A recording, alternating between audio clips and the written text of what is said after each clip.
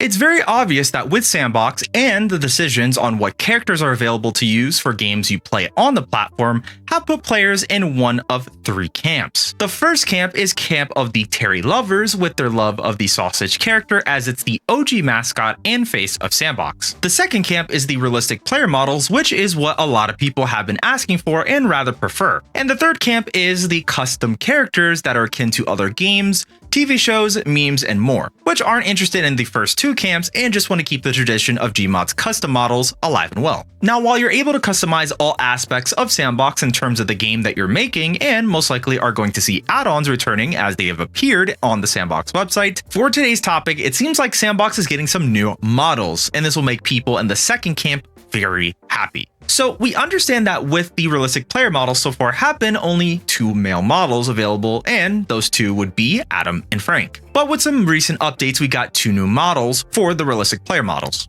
First off, let's start off with the Curveball, which is the new female player model that appeared in the S&box files. As you can see, the female player model has started its early phase of designing and could be changed for the future. But we're finally getting to see the new model, and while it's still early, this should be fun, including a new slew of female-focused clothing pieces also found within the S&box editor files that are currently available to view, but are kind of broken at the moment. Oh, I also forgot to mention that this character, while they don't have a name, I decided to nickname the female model Olivia. Now moving on to our next model, or rather head, is this Giza right here. Honestly, I was pretty surprised to see a new head that was available to view, and this guy, while he looks like an older fisherman, he'd look like this without most of that stuff. Anyways, putting everything back on, this is a new head model for the male player model, meaning that we might see a slew of head types that will be available for you to choose in the future. Now on some other cosmetic related notes, the item store has increased the amount of clothing options that are available to purchase, which is a good amount of options now.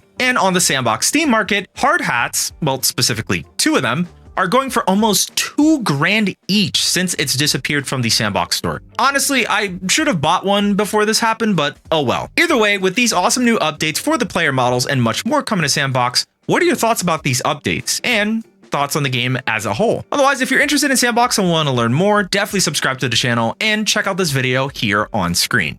Otherwise, thank you for watching.